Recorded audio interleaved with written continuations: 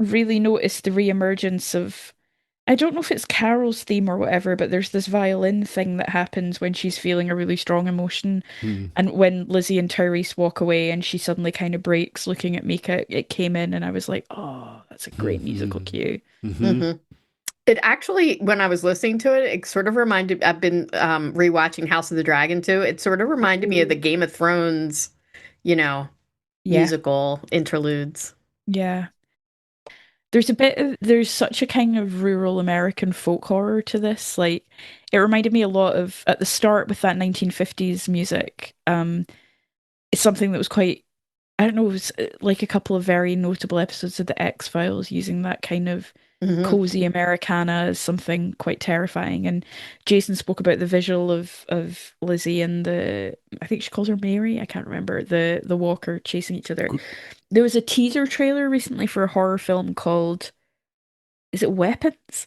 And the whole teaser trailer is just like ring camera footage of creepy child silhouettes running in the dark. And I was like, you can do so much with a slightly uncanny silhouette or something creepy. And somehow it's even sadder and more sinister when you see the same landscape with no bodies in it, no living Hmm. figures at the end of the episode.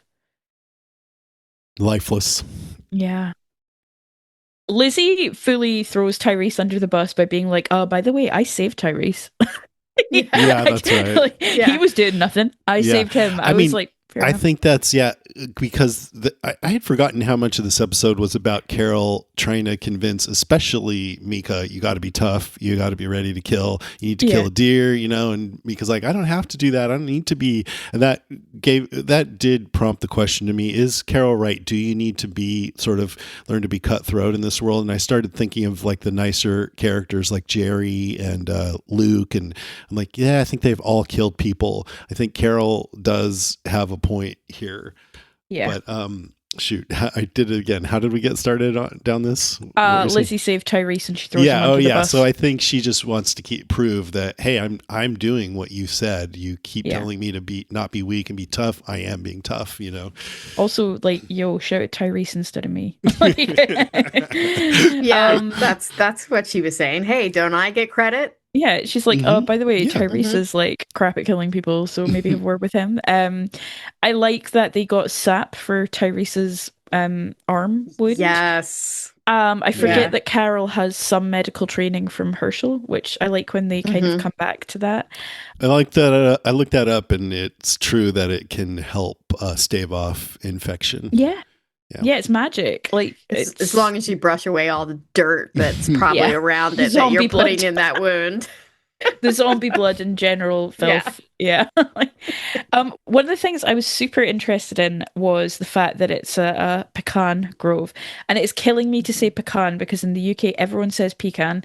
And my American friend Hill is always like, why the hell do you guys say pecan? That's disgusting. It's not a can of pea, it's a nut, it's a I feel pecan. like a So I'm lot gonna say of pecan. Yeah, US people say Americans say that pecan too. too. It can depends on where you're from, I think. Yeah. Hmm. Yeah, I'm I just think like, people here say pecan, and I Hmm. only when I was older did I learn to say pecan. I Pecan. said pecan the other day and I got like Mhm. shamed. People were like, Where are you from? Are you from France? Are you so fancy?" And I'm like, I'm just Yeah, So saying it the funny. right way.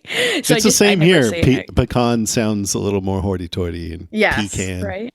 Yes. Well, I was really interested in the symbolism of pecans because I thought it was interesting that it was a pecan grove. It looked beautiful, and I don't really know anything about them. So there's an amazing They're good. book called Braiding Sweetgrass by Robin Wall Kimmerer, and it's all about indigenous relationships with nature and knowledge. And she goes through a number of kind of things and symbols that appear in a lot of indigenous and native kind of traditions and lore. And pecans, what's interesting to me is it's a really positive symbol usually. So like some trees, like for example, like the yew tree, I think is associated with death and things like that. But pecans, according to some crib notes I found of the book, because it's been a while since I read it, is that the tree is one that has learned to sort of stick together. They tend to grow very close together. So there's great strength in being a unit. And if you start looking out for only yourself, it becomes difficult. So in this way, they represent a spirit of collaboration towards a common goal rather than working individually. I don't know what that means really in the context of this episode because I think Carol, I guess, has made some decisions individually that have not been for the benefit of the group. Lizzie's individual behaviors are not for the benefit of the group, but the horror that Carol and Tyrese have to do is for the benefit of the group. But does that make it? It does it justify it? You know, I think we've kind of covered that ground.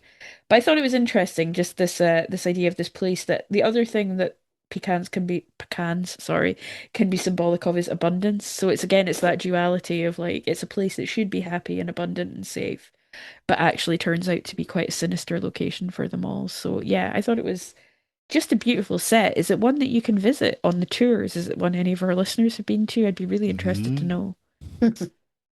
Yeah, I'd be interested to know. You can go there. We can go there and look at the flowers. Yeah, eat some pecans, look at the flowers. It'll be real nice. I forgot that this, I think, is the I'll chase you reveal. around. Color Mary. Me like I found Griselda Gunderson.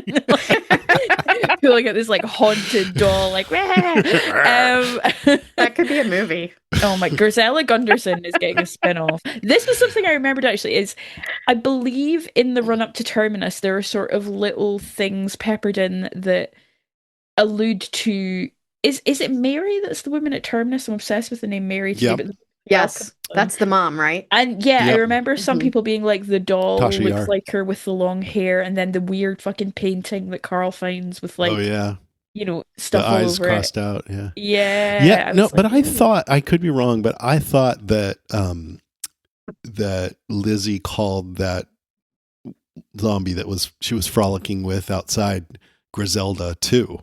Oh, But I don't know. I plot don't know. thickens. The Yeah, I plot don't flipping thickens, man. know. These kids, they're haunted. I think this is when it is revealed to us that it was Lizzie that was feeding the walkers. I think we don't know that until this episode, right?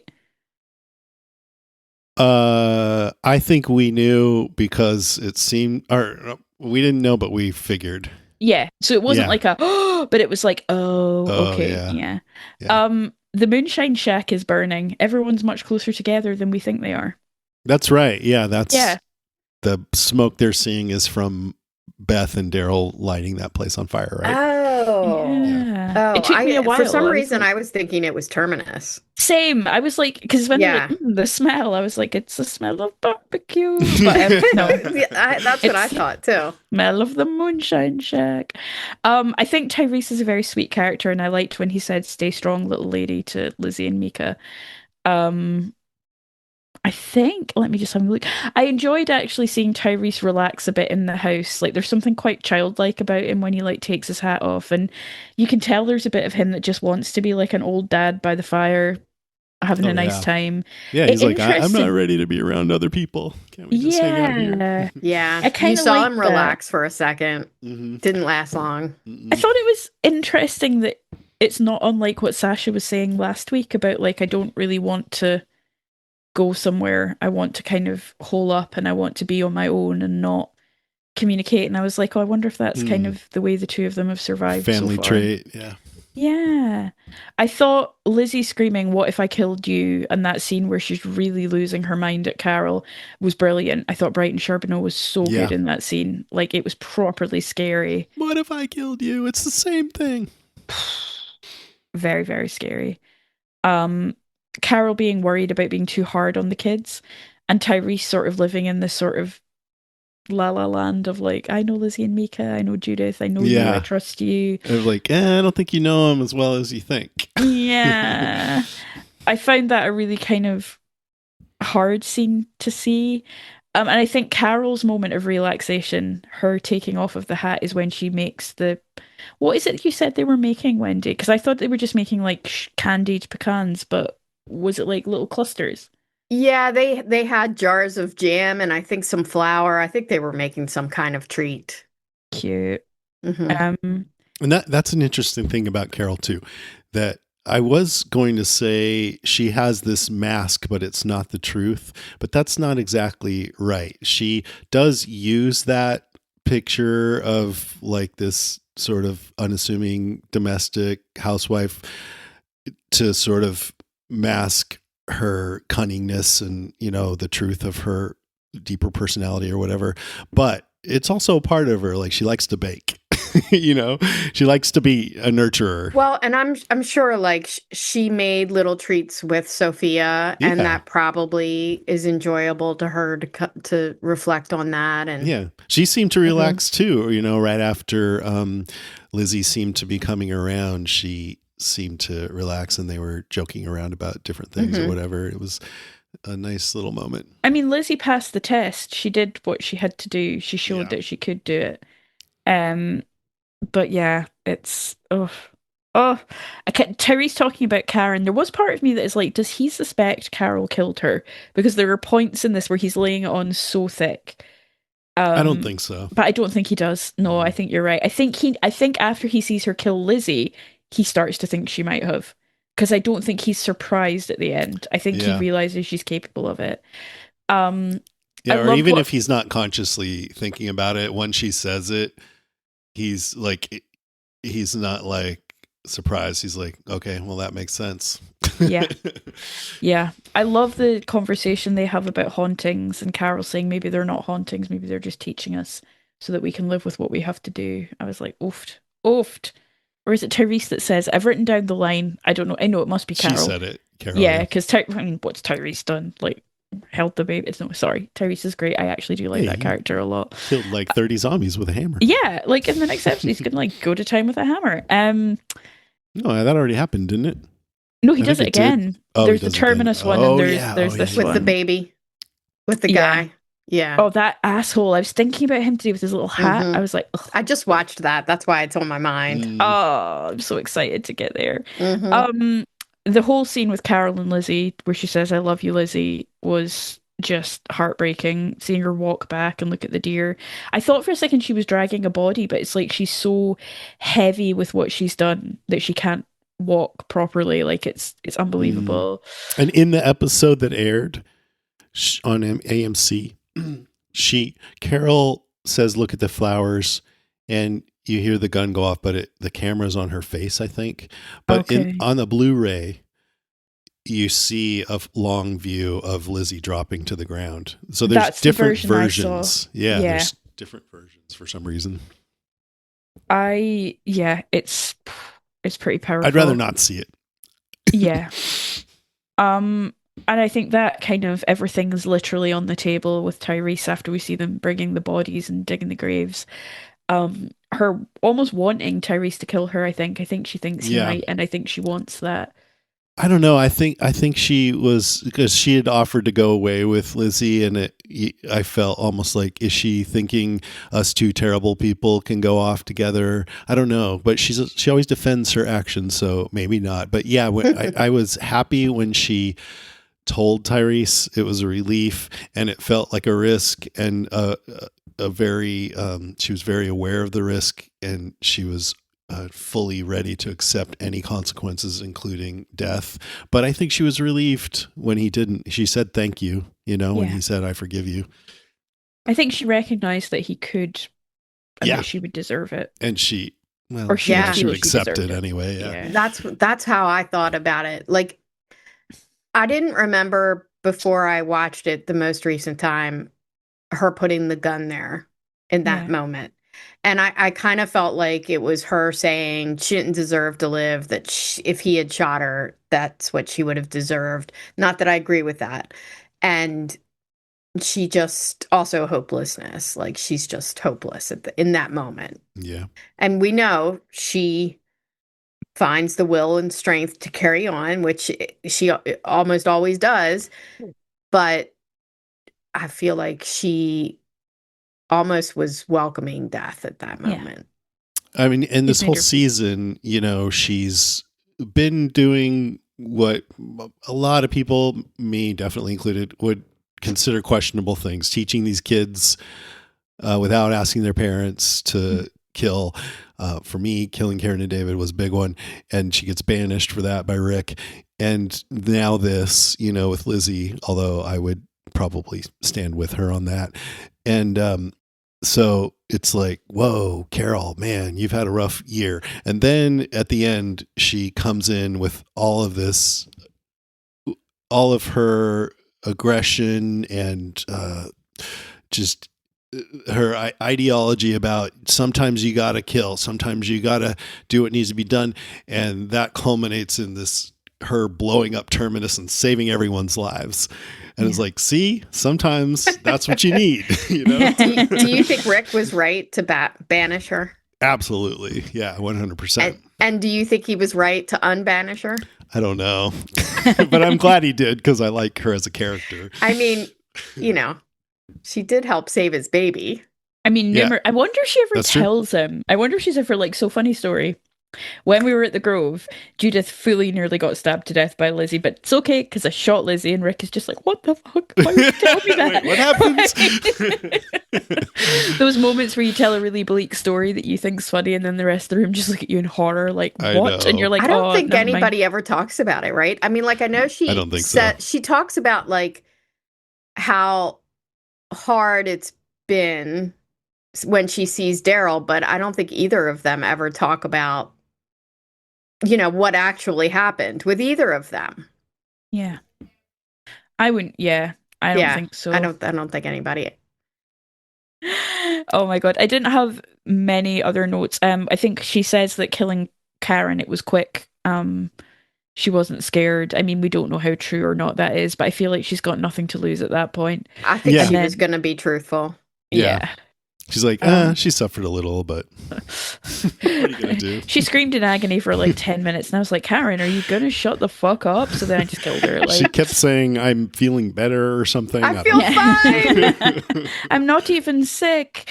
And the ending, I think the shots of the empty house and kind of what could have been, and the interesting choice that they leave the walker on the tracks. They don't kill him. They don't go back and kill him. Yeah.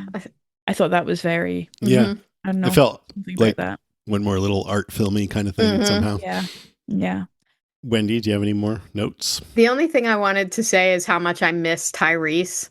He was such a great character, and I know you talked about how we think this is a Carol episode, but I feel like this was Carol and Tyrese together. He was so good.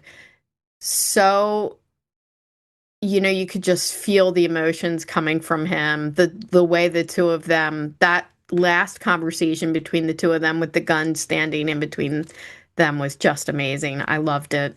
And I miss him. And I know like what we have coming for him. And it's just, I'm not ready for it. Yeah. And soon, like this is the thing with him and with Beth. I'm like, and Bob. I'm like, this is there's a cull coming, and I know that's right. Ugh. Yeah. Then Glenn. Oh, that's what we got to look forward to. All right. I just had a few notes. I had completely forgotten, but when I was reading through my notes, that this storyline was adapted from the twins Ben and Billy in the comics. And there was some shocking moments in that too. I think Carl is the one that kills the bad twin, whichever one it was. Because the adults are debating too long. Wow. This story also, I haven't read this in about 40 years, but mirrors Steinbeck's Of Mice and Men, where Lenny accidentally kills someone and then gets shot for it while being told to look off in the distance. Yep. I have never thought about that, but it's so true. I think so. Yeah, I think they Gimple probably I read that had quite it a in few mind. times. Yeah. And I just wanted to mention that if you're a Star Trek Strange New Worlds fan, you probably already know this, but they just had a zombie episode that was pretty cool. I don't know if we've had zombies in Star Trek before, but we do now. Of course they did. Oh, really? Like that's where we're at in the Star Trek universe. Like there's nothing It was left. cool. It was cool. But zombies. I liked it because the captain was like, they're zombies. Like he didn't want to say it, but he's like, there's zombies, right? And the other guy's like, don't call him that. So what do we got for trivia and deep dive, Lucy? So trivia, the episode starts off in the kitchen with the song Maybe from the Ink Spots playing in the background. This, along with many other 1950s songs, has been used in the Fallout game franchise, which is also set in a post-apocalyptic setting. There's an incomplete puzzle on the dining room table during Carol's confession to Tyrese. According to the director, when completed, the puzzle forms a photograph of Carol's long dead daughter, Sophia, who died years prior. The next That'd be point is pretty trippy if they actually finish the puzzle and they're like, who the what? fuck is that? Who did this? Timeline wise, I'm a bit out of it because we had a little rewatch pause. Day one of this that we see is day 527, which is when they see the walker on the tracks and whatnot. That's supposed to be February the 2nd. That's also the day that Beth is abducted and the Grimes unit escape the house with the claimers. On the next day, which is the day that they cook the pecan treats, and that's day 528, which is February 3rd. That's the day that Daryl is found by the claimers and Maggie lies down for a nice nap with a group of zombies and Sasha finds her. And then the final day we see here is day 529, which is February the 4th, the day that Lizzie dies. That's actually the day that Abraham and everyone arrive at Terminus. So we're getting closer. So there's only just a couple days between when the prison goes down and Terminus, right? But we're just seeing those same 2 days. I think it's like people. 4 or 5 days tops, Okay. and we're seeing kind of peppered bits. But yeah, it's not a long time at all. Mm-hmm. Barely an inconvenience.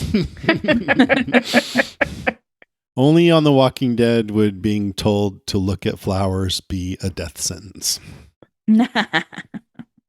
I saw somebody using look at the flowers in something totally unrelated, and like everybody knew what it meant. Of course, yeah. Only in The Walking Dead would the haunted doll be the least of your problems. Time for listener moans, groans, and grunts.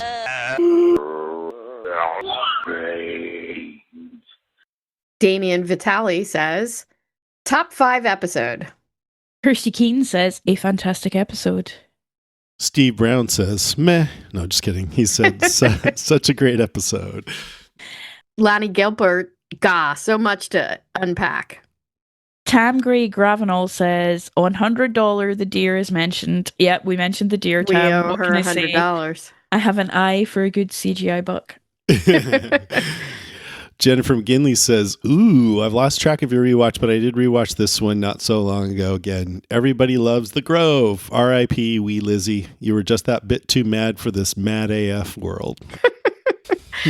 Let the record show I didn't make a Grove is in the heart joke, but I should. And if Jason was allowed to put music in anymore, I would be requesting Grove is in the heart. There, yeah. Yes. Derek O'Neill says, wow, this seems so early. I can't believe this was a season 4 episode. Absolutely brilliant and heartbreaking. It gives us the Carol willing to make the decisions no one else would make. It does indeed. Alma Contreras says, oh my god, the Look at the Flowers Lizzie episode. I remember the first time I watched this episode, I had found it very difficult because of children dying so needlessly. But Carol having to put Lizzie down was a necessary thing. To this day, it's still a gut-wrenching episode. That's true. It is gut-wrenching. Diana Driscoll says, fun fact, The Grove was the very first episode of The Walking Dead I ever watched. Oh my god, Diana, are you okay?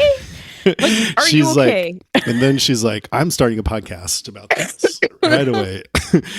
Diana has the Aim for the Head podcast, by the way. Excellent. That's why I said that. Before I got into the series, I was visiting my brother, and before we went to dinner one night, he said, can we just watch the latest Walking Dead? I haven't had a chance to watch it yet, but you won't know anything going on. Is that okay? So this brutal story was my first Walking Dead. Wow. I can't imagine, how that would set your expectations for the rest of the show and whether those were met or not. Yeah. But she did start a podcast on it, so I assume she likes it. Yeah. She's probably like the Glenn episode. It's fine. Yeah. Matt King says, one of the darkest episodes, Negan practicing his swing with Glenn's head is nothing compared to this. And Carol having to execute a kid that is beyond any control. P.S. If you're of a certain age in the UK, the name Mad Lizzie means an energetic and overly cheerful woman in her 30s doing odd exercise routines on breakfast TV. Very different from the Mad Lizzie we see in The Walking Dead that is at one with the dead and killed poor Mika to try to prove she would come back to life. Do you know about her? I actually don't. I will have to look this up, Matt. It's ringing a bell, but I would need to go and have a look. Julie Montez says, hi, my name is Julie. and I love listening to your podcast. Jason, your voice is so soothing, and Lucy, Oh, you're so entertaining, and you're both so smart. I love, love, love listening to both of you. I did just want to say one thing. You guys talk about when they're in the train car and when he says they're screwing with the wrong people. I don't know if you guys ever bought the DVDs when they came out, but he says on the DVD they don't know who they're fucking with. Whoa! So I just wanted to clear that up. I hope to send more emails, but keep it going. I love listening to this. Thank you. Bye. Julie, thank you so much. I haven't seen that, so I need to check it out. I don't. Yeah. I I think I sort have of season 4 on Blu-ray, so yeah, I I've need to seen it. check. I remember Yeah. people talking about that Yeah. when it came out.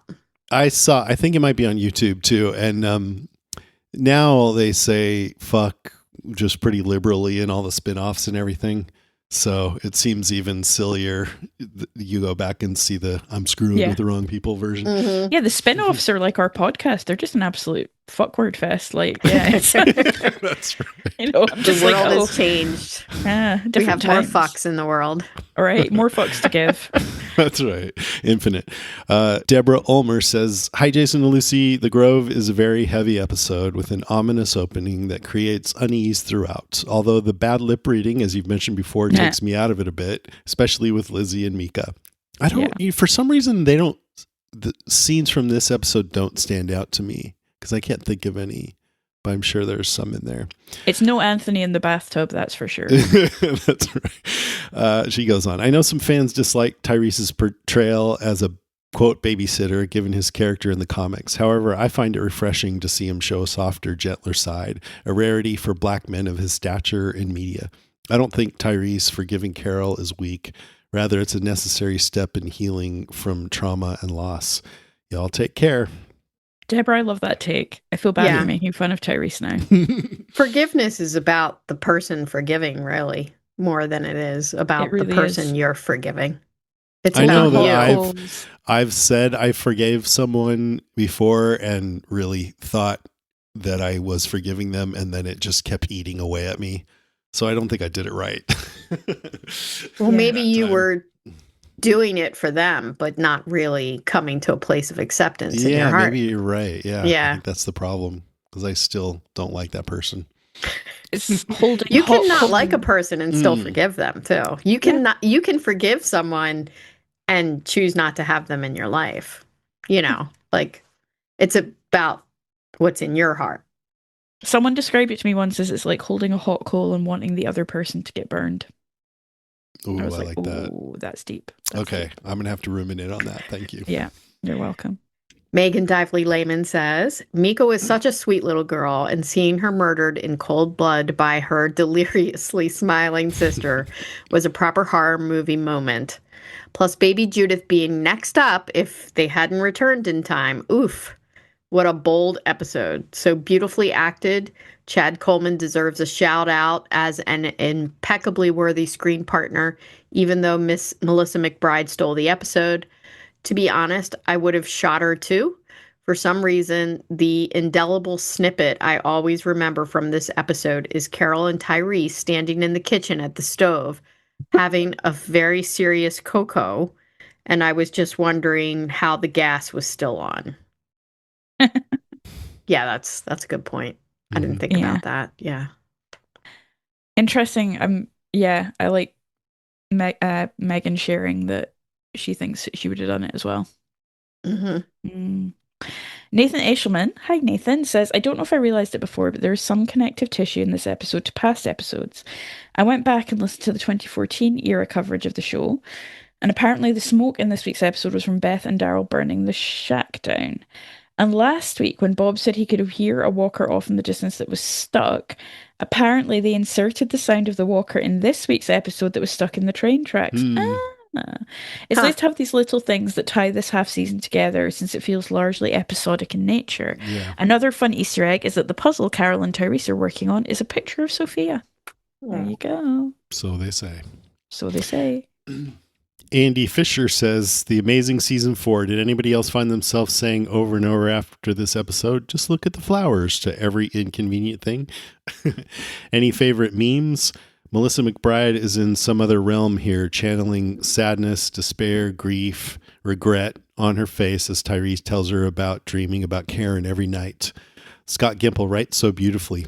Tyrese, quote, That's the deal, right? The living are haunted by the dead. We are who we are. We do what we do because they're still in our heads in this forest. The whole world is haunted now, and there's no getting out of that, not until we're dead.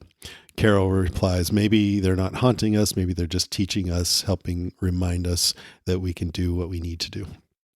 That's The Walking Dead to me, talking about the big issues of life through a fictional narrative that gives a distance from the pain. 4 pizzas and a ring. Ah, I like love that Andy always brings us back to the ones who live. Yeah. Yeah. Rachel Teal Edwards says, "Oh God, me realizing this episode is next. Who else learned how to tell if a fire is still burning from Sweet Mika and thinks of this episode every time they see smoke in the distance?" Yep. Melissa McBride's performance upon finding Lizzie is absolutely impeccable, holding back sobs of devastation while still being carefully tender with Lizzie in order to contain her madness. Well said. And the way she says she can't even walk yet after Lizzie confesses that she was about to turn Judith, realizing with true horror the depth of Lizzie's sickness and delusion. There's no reasonable thought left in this little girl's brain. Later with Tyrese confessing that she killed Karen and David needing to finally clear her conscience, but also truly feeling indifferent about whether she lives or dies. Do what you got to do. I always love Tyrese's response too, not just choosing forgiveness, but the way we can see his rage just below the surface until we watch him make the conscious decision to put it away for now. So good. I feel like this is the beginning of Carol's fatigue with the constant fight, her struggle with this world, the decisions it forces her to make, and consequently her ambivalence about being with the group. Something we'll see now start to unfold over the course of the next couple seasons, at least. Mm-hmm. Well said. I hope Rachel's getting on okay. She had a baby recently, I believe. Yeah, right? I think she's doing great. Wonderful. Yeah. I mean, well done watching this episode. Like, it's a lot. It's a lot. Yeah. She's sending a couple pictures, and the baby's adorable. Oh, it's a little chubba. I do like all babies, but just chubby babies are very cute. They're the best. All right, here's a call from Carly Jackson. Hi, Jason and Lucy. So glad to be back on the rewatch of The Walking Dead, especially season 4. I think I've decided season 4 is my favorite. This half of it, at least. So I watched Alone last weekend, and I thought, man, that was so good. I'll watch the next episode, and I rented the DVD because I live in 1999 and it's glorious. So I go to the DVD menu and I see what's the next episode. It's The Grove. I'm like, oh fuck, because the Grove, it's the best. It destroys you in the best possible way, and I remember it really solidified my love for Carol because you can see her. She's arguing with Mika about you can't just be soft, sort of the same conversation that Beth and Daryl were having about being soft in this zombie world. And I wondered how much she's thinking about her daughter, but also thinking about herself and the transformation she has made to become a survivor. And then I'm curious to hear your thoughts because we had at the beginning of the season, she took on responsibility for, killing David and Karen. And what does that killing, how does that reflect differently than having to kill Lizzie here? Like, yeah. Or are they part of the same thing? Like, I think it was wrong for her to kill Karen and David at the beginning, but I don't think it was wrong for her to kill Lizzie. So I'm curious to hear what you guys think about that. And she really, at the end when Lizzie thinks that Carol is upset with her, and that's the worst thing she can imagine. Like, just after what she's done, and she's just a wreck at the thought that Carol is mad at her, and it just solidifies how broken her mind is. Mm-hmm. And Carol again takes on the responsibility. Tyrese can't do it. He can't even though it's the right decision, he can't make himself take action to do the right thing, and Carol has to do it, and you just feel how much she hates having this responsibility put on her. So that's why Carol is my favorite character, I think. Anyway, don't get it. Thanks. Good to hear from you, Carly, and everybody getting back into the rewatch. It's great. I love it. Glad people Carly, came that back. was great. Yeah, like Lizzie was upset or she thought Carol might be upset at her for pointing the gun at her. Nothing to do with Mika. So you're right. It's about how broken her brain is. Yeah.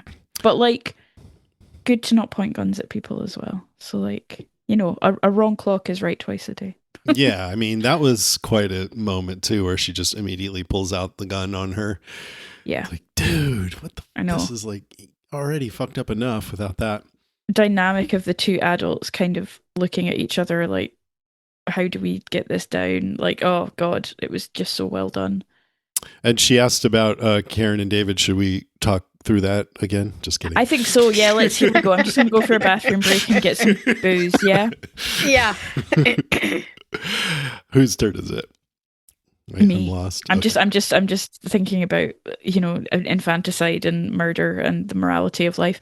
And Billy Thompson says, hello. Hope you guys are well. One of my favorite openings to a Walking Dead episode, maybe by the Ink Spots, is such a massive song in the Fallout franchise. It just hits me right in the apocalypse feels whenever I hear it. The slow motion just before the opening credits and the kettle whistling just gives you instant anxiety for the episode right from the offset, which is then carried through the episode perfectly, in my opinion. I'm not sure I could do what Carol did in this episode, but I think it was ultimately the only and best option which is available during the ZA. Lizzie was certainly mentally ill at this point. I can't imagine the toll it would take on a child.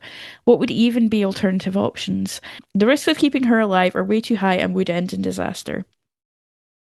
This episode really does have everything from moral questions, zombie action, to just a classic horror feeling throughout, which is only amplified with the setting being a cabin in the woods. The actors did a phenomenal job, and I'm surprised we haven't seen the two child actors in more roles since this, unless I've just missed them. But for sure, one of the best episodes in the entire Walking Dead franchise. Can't wait to hear your thoughts.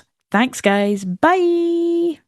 Yeah, Kyla Kennedy she was the star of some ABC show, Speechless, I think it's called, for 3 years. Yeah. Soon after this. And they've both been in TV shows like Chicago PD or something and in movies, but they're not the kind of shows I watch, so I haven't seen them in any of that.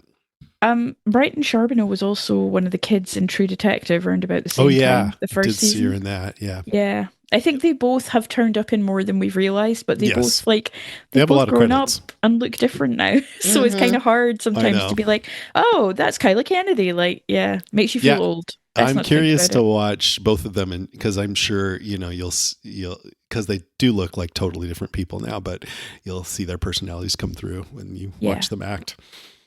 Andrea Abarca says, "Hi, Jason and Lucy. I was so happy when I saw you guys were back last week, and then I realized I needed to jump back on my rewatch. A few comments on The Grove. I thought it would have less of an impact on me this time around since I've already seen it. I was wrong, and it felt like it hit me harder. The innocence of Mika from finding the doll in the house to not being able to kill people is a reminder of Sophia and makes her death even more impactful. Yet, she was wise enough to understand her sister's illness. Lizzie's mental illness is chilling, and when Tyrese and Carol come back and find she's killed Mika, it was still shocking. The fact that Carol tells her not to kill Judith because she can't walk yet, and Lizzie only agrees for that reason, is so creepy. Like she's saying, oh, okay, I guess I won't kill her today. Thank God. What would we do without our little ass kicker? Melissa McBride's performance deserved an Emmy. The fact that Carol is the one that has to kill Lizzie so as not to endanger anyone else is heartbreaking. I give it to The Walking Dead for touching on the subject. In a world that's already broken, what would you do with someone like that? It's very thought-provoking, and I think they covered the subject matter well. This was also when Carol really started to become a favorite, after Daryl, of course. Great episode. So glad you guys are back. Well, thank you, Andrea. Good to hear from you. Robin Mark says, hands down, one of the best episodes to come out of the show, no contest. And I'm not just saying that because Carol is my favorite character. It starts off so optimistic, a little pocket of relief post-prison. It's clear Lizzie isn't well, but before they can even stop to evaluate, the worst happens. Mika reminds me a lot of people who have grown up having to act as a carer for a loved one with disabilities. Yeah. It's clear from when their father dies that they have established routines to attempt to calm Lizzie down when she has her freakouts, counting the flowers in the picture on the wall. I think she was probably unwell before everything went to hell. One thing I have on my mind this rewatch is how often it is left to Carol to take on the emotional toll of dealing with the things that are too much for others. She is the one who puts Mika down. I think she means Lizzie. She is the one who ends up having to shoot a child. Never mind the fact that said child is crying and apologizing the whole time. So upsetting. No wonder she ends up so callous and then depressed and questioning her choices. I love Tyrese, but his own weaknesses do leave others to deal with the hardest decisions. At the same That's a time, good point. I love that he has the capacity to forgive. Carol has her reasons for what she did to Karen and David. Are they right? No, probably not. She isn't owed any forgiveness or redemption for what is ultimately not just a bad call, but a pointless one, too. But Tyrese is able to understand why she chose that and forgive her anyway. Also, want to point out that Mika's facts about the smoke comes in handy again when Carol is back on the move. P.S. I find it really disturbing how some fans talk about Lizzie. I've seen her listed in villain lists alongside people like Negan and the governor. That's a mentally ill child. Pack it in. I'm going to go fall asleep. Now, bye. I don't know. I could see her on a villain list. Yeah, like, I mean, who's to say that? I mean, everybody has reasons for why they've come to this point in their lives. Right. I mean, Jeffrey Dahmer had a reason why. Not to say that any of that is forgivable. No. Or okay, but a lot of it comes like if you walked a mile in anyone's shoes, you might have a better understanding for them, but that doesn't excuse what they did, right? Yeah. Yeah. Even Darth Vader, Well, Peter and I had a conversation last night about like, what if Lizzie was an adult? Like, would it be, I don't know, like, you know what I mean? It would be a bit less hard to parse why they do it, I love that you and Peter have these deep discussions about all this stuff. We do. We Jenny doesn't want to hear about it. No, well, he always chips in like half my opinions. Cool. I'm like, oh yeah, that's a really interesting point. And then I'm like, do you want to come on? And he's like, nah. I'm like, okay. Brian hasn't an opinion on everything. Like he'll have pre-selected topics when we go on road trips that he wants to debate about. I love it. Like he'll spend an hour debating about the royal family, something he doesn't care a bit about. Like, it doesn't matter. He'll still talk about it for an hour. Sounds like into my people. My veins. That's amazing. Like, it drives me a little nuts. We recently got there's this company in the UK called it's kind of a global company. It's called the School of Life, and they do like it's sort of a humanist thing. It's like tools for self-discovery and better living and things like that. They're quite interesting. I encourage you to go and check out their website. It's great. We recently bought conversation cards from them, so we cracked those out over dinner today. So nice. We're trying to be more engaged in talking to one another. And when we run out of Walking Dead things to talk about, I'm like, right, this I would like some new topics. Honestly, Wendy, they're great. I will send you some pictures of them because they're so good. And I quite like the challenge of like, here's something that we've not thought about. Would you like to discuss it? Kind of thing. So yeah, it's good. He's a good bluffer too. Like he'll pretend like he knows about it. Doesn't matter what it is. And like when the kids were little, they were so gullible. And I was like, he's bluffing. He doesn't know. And now they know him. Now they are on to him. Right. He's like, yeah. I have a friend like that who occasionally will get really, really riled up, and then after a while he'll be like, I don't care, and then walk off. And I'm like, but we've just had this massive, and he's like, nah, I don't care. I'm bored talking about it now. And like walk off. I'm like, oh, it's infuriating. Yeah. Gina says, in my opinion, the two most beautifully shot episodes in the Mother Show are the one where Tyrese dies and this one. Every scene is picturesque. Even Dead Maker reminds me of paintings of Ophelia. It's well acted, the dialogue is spot on, and there are just so many emotions and themes explored. Carol sometimes cycles between arrogantly and selfishly doing whatever she thinks necessary to feeling guilt and desiring punishment for those actions. The most striking example is her reaction to Connie's death. She knows she is to blame, and she begs them to yell at her. They ignore her instead. Here, Carol expects and wants Tyrese's wrath. He refuses to give it to her. He forgives her. Beautiful man. Then there are instances when Carol kills because of necessity, and the fear she'll become an unrepentant killer consumes her. These are the times I have empathy for her. Her grief and guilt over Lizzie and Mika's deaths, you feel it along with her. She's not wrong to kill Lizzie. The tortured girl is a great danger to them all, and there are no mental health resources for her. It's impractical for Carol to leave with her. Judith is helpless, and Tyrese can't care for a baby by himself in the wilderness. Poor, poor Lizzie. She's in such anguish in the grove, and Carol can't bring herself to hug her. Her repugnance and grief overtake affection. I can't blame her for the inability to physically comfort the girl. The feelings are all so complicated and ever-changing, and those two actresses nailed those myriad emotions. Still, it's painful to watch Carol withhold love. And Carol and Mika. Here's one of those moments when Carol pisses me off. Her guilt over failing to protect Sophia spills into how she parents Mika. When Mika can't kill the deer, Carol lets her disapproval show. Instead of encouraging her and saying, that's okay, we'll keep working at it, meeting Mika where she's at, she says, you'll have to change. True, but layering on the guilt is damaging. Agreed. Mika is capable and strong, and Carol doesn't get it. Mika was terrified to face that zombie, but she did not panic. She handled it. She's just not ready to kill a deer. Worse, Carol puts the yoke on Mika's shoulders to be responsible for Lizzie. Yikes. We've seen how Mika has been emotionally managing her older sister's mental illness for her entire childhood. It's Carol's responsibility as an adult to take on this task. Not bashing Carol at all. She's a fascinating character study. She may be the most human character of all of them, exemplifying how we are each of us bundles of contradictions, full of flaws and grace. She was wrong to kill Karen and David. She knows it. Her inability to read Lizzie and Mika correctly resulted in Mika's murder. Reluctantly euthanizing Lizzie adds to her layers of guilt and self-recrimination, but she acted rightly whether she knows it or not. The girl would suffer needlessly all her life. Carol gave her peace in a world that wouldn't let her find it otherwise. The ultimate kindness. That's a really lovely way of putting it. Yeah, I feel judgmental of Carol too, and how she handles the kids sometimes, like when Lizzie couldn't bring herself to finish off her own father. Carol chastised her and called her weak. But I think it's great character.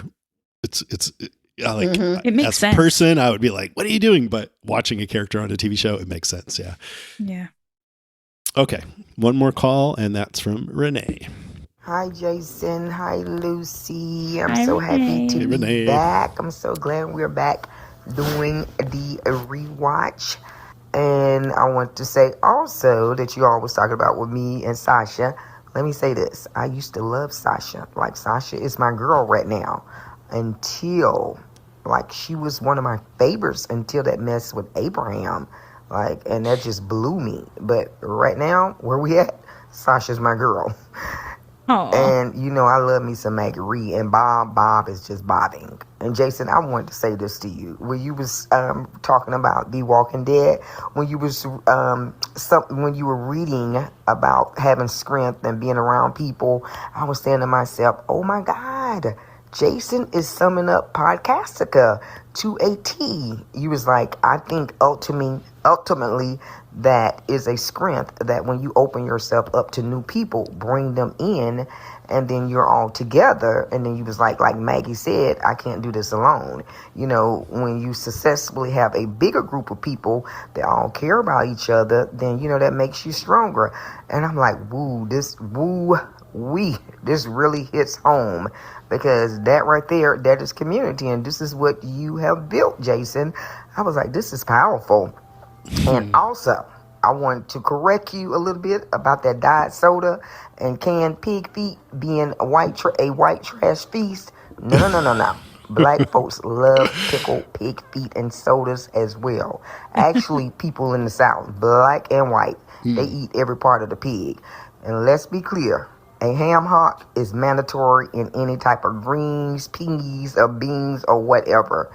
Now, if you think ham hocks stink, baby, chitlins, not chitterlings, but chitlins. When I tell you, they will have you gagging and throwing up. But the older generation loves them. They love them some hog intestine. It's like, ew. But you know what? I used to eat them before I became a pescatarian. I used to eat them. And now I can barely stand the smell of meat. It's like, how the hell did I ever eat chitlins? I have no idea. And like I said, not chitterlings, but chitlins. Now on to the grove. Lizzie, polar Lizzie. I felt so bad for that baby because she just wasn't built for that world. Honestly, it's like, I get it because as an adult, I would have been cuckoo for Cocoa Puff. And it's like in the ZA, you got to be built for it tough. So that baby that was too much. It was just really too much for her to handle. But rest in peace to Lizzie and Mika and the polar babies. And it's just hard for me to believe that Tyrese would just forgive Carol like that. But hey, that's what happened. And Jason, listen, if you haven't already picked a guest host, I would love to join the episode, season 6, episode 11, The Next World, the one right after Rick and Michonne becomes canon. I want to do that episode. So please, if you don't have a guest, allow me to come on. And just so you know, I'm telling you right now, when they get to Alexandria, which I am so dreading it, because I'm telling you, I'm going to be side-eyeing the hell out of Unnecessary. I cannot stand that heifer. I cannot stand that they put her in the mix.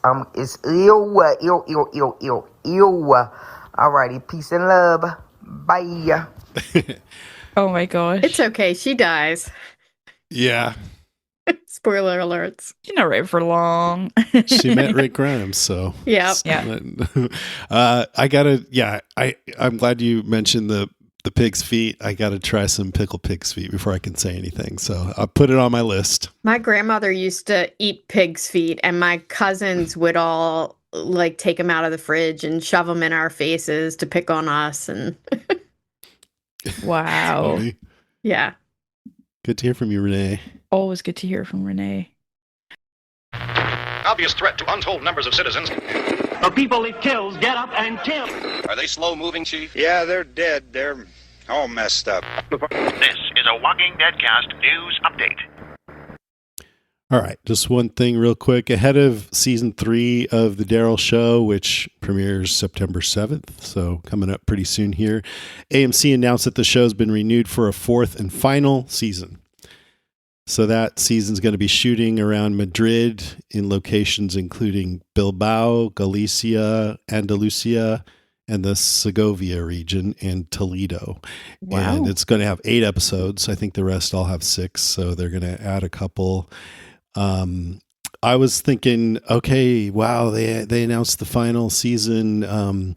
Is this like the beginning of the end for the Walking Dead franchise? Dead City has announced a 3rd season with a new showrunner, and they didn't announce a final season of that one. But the way that they're talking about it, it feels, well, I'll just read a few snippets here. The showrunner, David Zabel of The Daryl Show, said the 4th season will, quote, complete this part of the character's journey, the European adventure. And so it's the last season of this iteration of the show. And then what lies beyond that for these characters, we will see. I'm sure there's plenty, and we're always talking about it, but it'll be the 4th and final season. Norman Reedus said, this finale isn't just an ending, it's a celebration of what we'd all shared together. Keep carrying that love forward. Daryl's journey's far from over. And at Comic-Con, he said, it will allow us to complete the story of Daryl and Carol in Spain. It'll complete this part of the journey. It's the last season of this iteration of this show.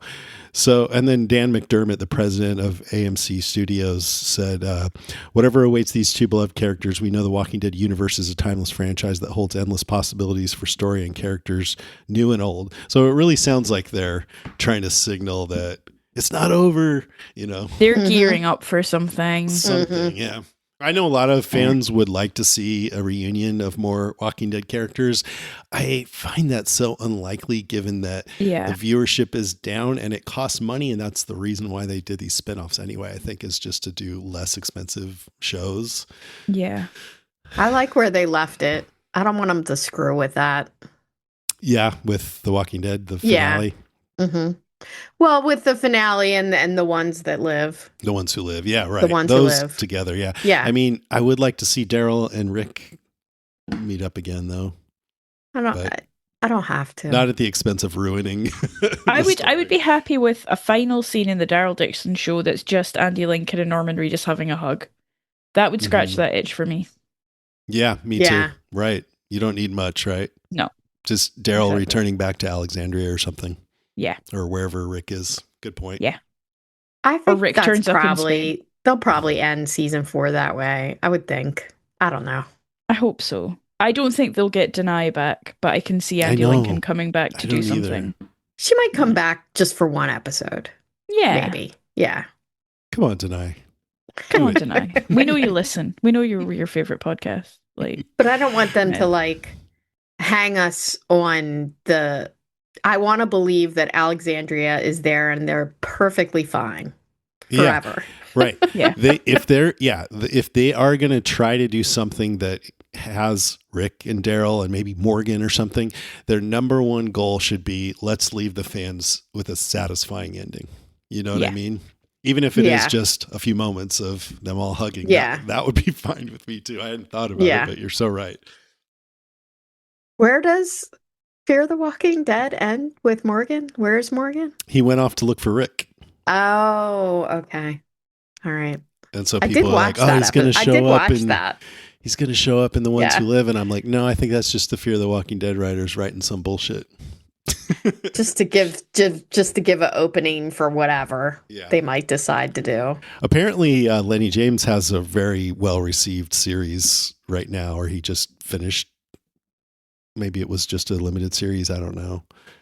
Do you know about that? I think Lucy? I don't. Was it like a police show or something? No. Lenny James. Is this the Mr. Loverman? Yeah. Yeah, I haven't watched it yet, but it's meant to be great. Meant to be really, really good. That's what I've heard.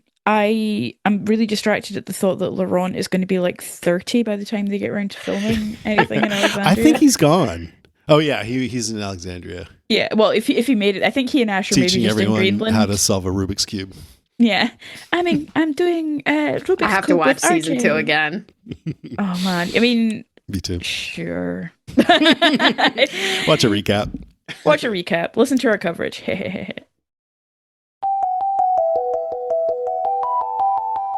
All right, that is our show, episode 660. Thanks so much for listening, everyone. Wendy, thank you for coming on. Anytime. Pleasure to have you. Wendy. You were supposed to be on for us. If you want to come on for that, you're more than welcome to, by the way. Yeah, because we don't have anyone else.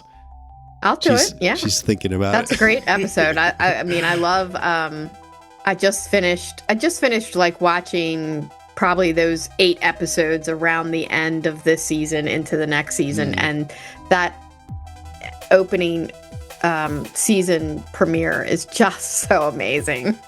I know. Yeah. That's my favorite Walking Dead episode. I mean, it's probably there. Yeah. Well, next episode will be The Walking Dead Season 4, Episode 15, Us. Yeah, it will. And if you want to write in or leave us a voice message about it, you can find all our contact information at podcastica.com. Lookattheflowers.com. And while you're there, please check out our other podcasts. So, Still Slaying, a Buffyverse podcast, just put out their episode on Sinners, the 2025 movie. Oh, I haven't seen that yet, but I want Me to. neither. It's getting so much I've buzz. heard nothing but good things, and I really need to, Yeah, and Run for Your Lives put one out about the great Edgar Wright movie, The World's End. Oh, movie stuff. But really, if you want to get in on this action with me and Karen being back together again, please subscribe to Wax Episodic. You can hear me and Karen Randy talking about Alien Earth first, and then Karen and I will be talking about the new Vince Gilligan series Pluribus, and you can find links to that at waxepisodic.com. Yeah, I'm excited. Also, this episode's been made possible by Patreon supporters like Leilani Bales, who've pledged their support at patreon.com/Jason Kabassi. So thank you to Leilani. She gets ad-free episodes, and at some point